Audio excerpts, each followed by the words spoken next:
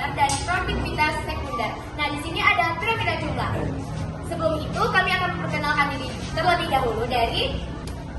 Halo semuanya, perkenalkan nama saya Mas Raya Arif. Saya Mata Berisawan. Saya Fauza Ikhwani. Saya Alexander Hakim. Saya Tiana Rasidah. Saya Arya Presondanza. Saya Askesha Nefis Fitri. Saya Suci Mutia Zaskia. Saya Farah Dewan Saria Werdi. Dan saya Dina Faras Kalisya Zanira. Selamat menonton. Di sini saya Fauza Ikhwani dan Saya Reda Presondanza. di sini kami akan menjelaskan tentang produktivitas. Nah, apa sih produktivitas itu?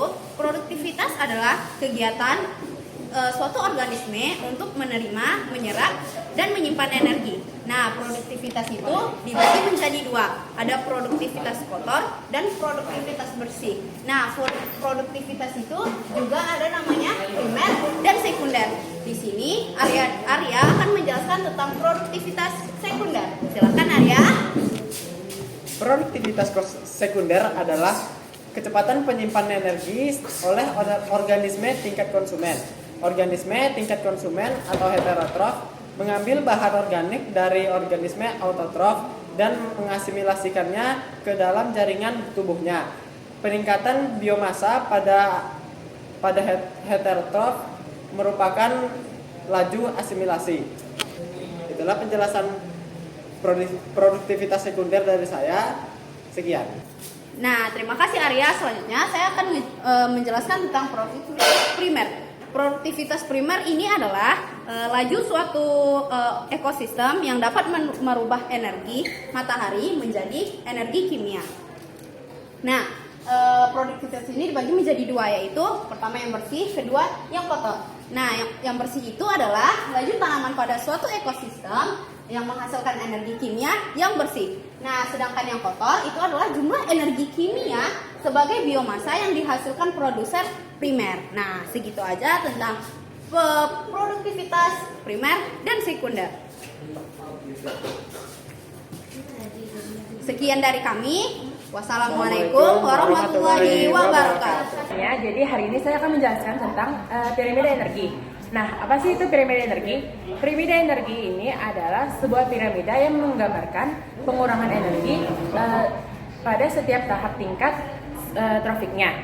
Nah, jadi setiap kali kita naik ke atas piramidanya, energinya itu berkurang. Kok bisa seperti itu sih? Nah, jadi simak proses.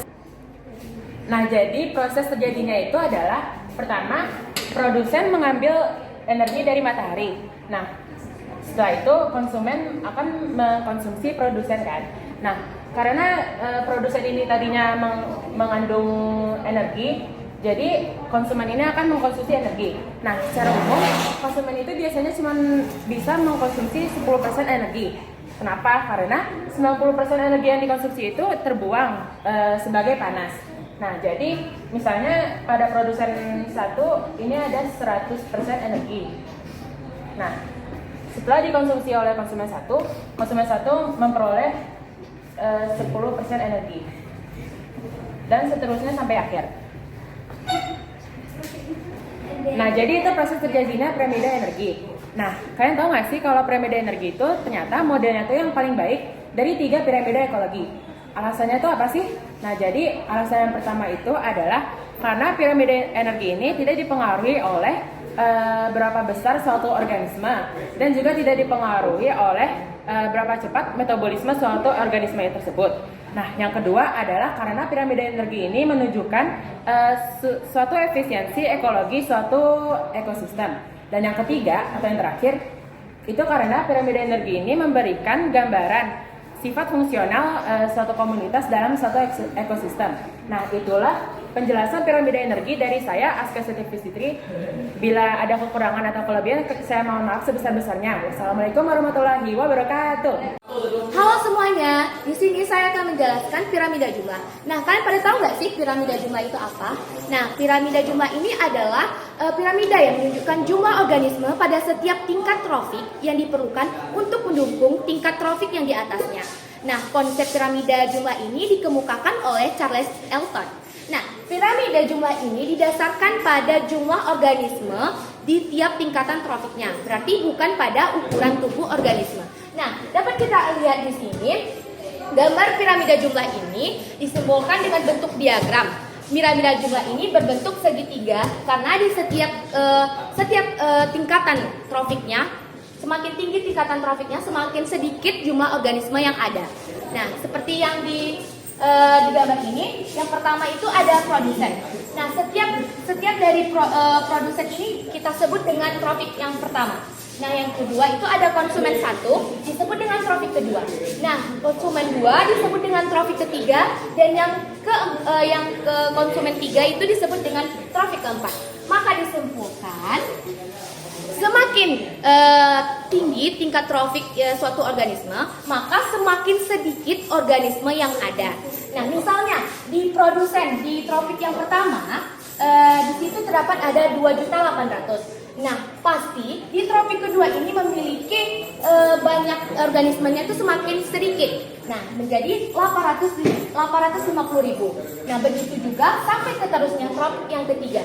Semakin tinggi maka semakin sedikit organisme yang ada. Seperti trofik yang pertama itu 2.800.000, trofik kedua 850.000, trofik ketiga 75.000, dan yang terakhir itu ada trofik keempat yaitu 6.000. Nah, segitu dulu penjelasan piramida jumlah. Semoga kalian dapat memahaminya. Mohon maaf bila ada kekurangan kata. Wassalamualaikum warahmatullahi wabarakatuh. Bye bye. Hai semuanya, di sini kami akan menjelaskan tentang piramida biomasa. Nah, apa sih kira-kira piramida biomasa itu? Nah, piramida biomasa itu adalah piramida yang menjelaskan tentang berat antar tingkatan trofiknya. Nah, di piramida biomasa itu ada dua. Yang satu piramida terrestrial yaitu di darat, dan yang satu lagi piramida aquatic yang ada di air. Nah, di sini saya akan menjelaskan piramida aquatic terlebih dahulu. Piramida aquatic selalu terbalik seperti ini ya, teman-teman. Nah, kalau piramida aquatic itu lebih ringan. Trofik satunya lebih ringan dibandingkan trofik 4. Yang pertama faktornya dikarenakan dia berada di dasar laut. Dan yang kedua, masa keringnya lebih ringan daripada predator 4. Nah, di sini ada trofik pertama. Biasanya dihuni oleh rumput laut, terumbu karang, plankton, dan lain-lain. Nah, sementara di trofik kedua itu biasanya dihuni seperti ikan hias, ikan nemo, udang, dan lain-lain. Nah, masuk ke trofik ketiga ini sudah ada penguin, anjing laut, dan hiu pemburu. Sementara trofik keempat atau predator itu dihuni oleh paus orca dan paus biru. Nah, sekian presentasi tentang penjelasan piramida aquatic. Selanjutnya akan dilanjutkan oleh Arif. Piramida terrestrial yaitu piramida yang selalu tegak lurus, dan pada trofik pertama yaitu memiliki berat massa yang lebih berat dibandingkan trofik yang ada di atasnya. Nah, pada trofik pertama ini banyak biasanya sebagai produsen, yaitu yang bisa berupa pepohonan ataupun rumput liar. Nah, selanjutnya di trofik yang kedua yaitu ada belalang, ulat bulu, dan serangga lainnya. Nah, yang di trofik ketiga dihuni biasanya oleh seperti katak, burung, dan lain-lain. Nah, pada trofik terakhir yaitu trofik puncak biasanya dihuni oleh predator-predator seperti ular ataupun elang dan burung hantu. Nah, seperti itu alasan mengapa terrestrial trofik satunya selalu lebih berat, dikarenakan trofik paling bawah membutuhkan lebih banyak makanan. Sehingga biasanya trofik bawah itu beratnya 1000 kilo, terus nanti naik jadi 100 kilo, terus habis itu 10 kilo, dan bahkan yang paling puncak tuh bisa hanya 1 kilo. Nah, seperti itu penjelasan dari kami. Terima kasih sudah menonton. Dadah. 2, 3. Nah, selanjutnya adalah piramida ekologi. Piramida ekologi adalah cara mempresentasikan tingkat trofik dari makhluk hidup di suatu ekosistem.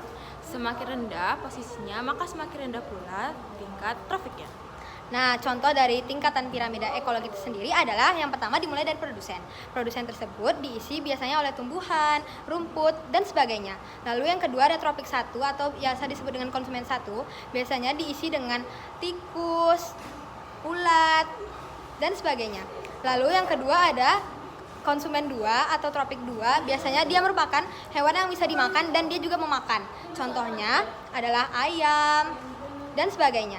Lalu yang terakhir adalah predator atau konsumen 3, biasanya disebut predator karena ia merupakan puncak tertinggi dari rantai makanan. Biasanya diisi oleh elang serta ular.